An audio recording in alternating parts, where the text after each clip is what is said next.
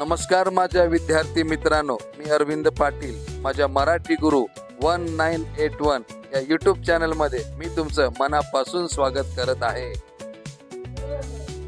विद्यार्थी मित्रांनो, आज आपण इयत्ता 6वी शिकू मराठी आनंदाने या पाठ्यपुस्तकातील तिसरी कविता अभ्यासणार आहोत, जिचे नाव आहे जिकडे तिकडे पाणीच पाणी.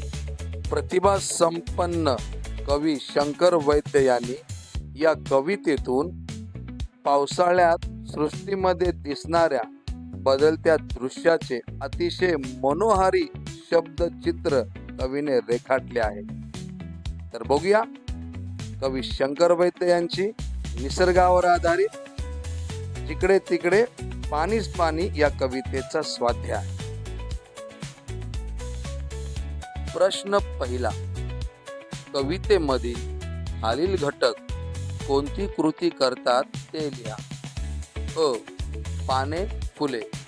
उत्तर आहे सुखात नाहती. आ. वारा. उत्तर आहे उसळी घेतो. प्रश्न दुसरा, चौकटी पूर्ण करा. पाऊस वारा झेलणारी झाडे, डोंगरातून उड्या घेणारे निर्झर म्हणजेच झरे, हिरव्या राणी बागडणारे ऊन, हसत भिजणारे निळसर डोंगर. प्रश्न तिसरा, सहसंबंध जोडा.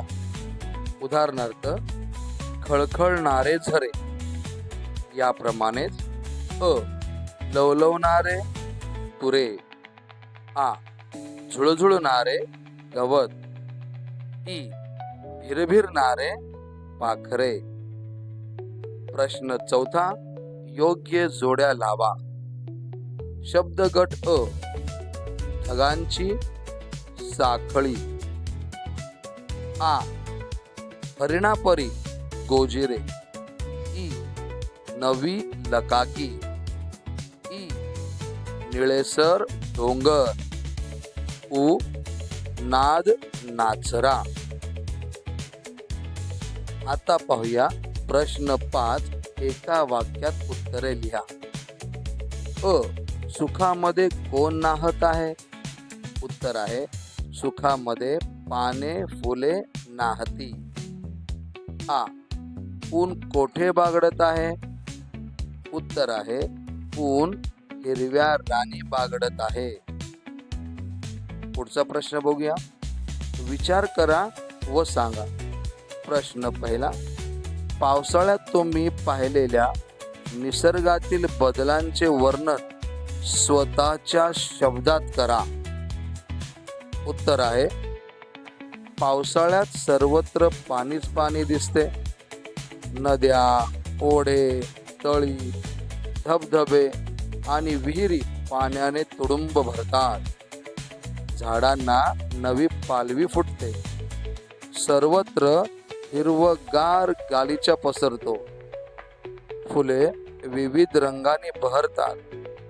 पक्षी आनंदाने गातात. वातावरण थंड, प्रसन्न आणि सुमधुर होते. शेतात पिके उगवतात. बेडूक टर टर डराव डराव करतात. संपूर्ण निसर्ग नवचैतन्याने नटून जातो. विद्यार्थी मित्रांनो, जिकडे तिकडे पाणीच पाणी या कवितेचा स्वाध्याय नक्कीच तुम्हाला आवडला असणार. या स्वाध्यायाचा नीट अभ्यास करा आणि परीक्षेमध्ये छान छान गुण मिळवा. माझा हा व्हिडिओ जर तुम्हाला आवडला असल्यास या व्हिडिओला लाईक करा, शेअर करा, छान छान कमेंट्सही करा. आणि जर तुम्ही नवीन असाल तर आत्ताच चॅनलला सबस्क्राईब करा. धन्यवाद.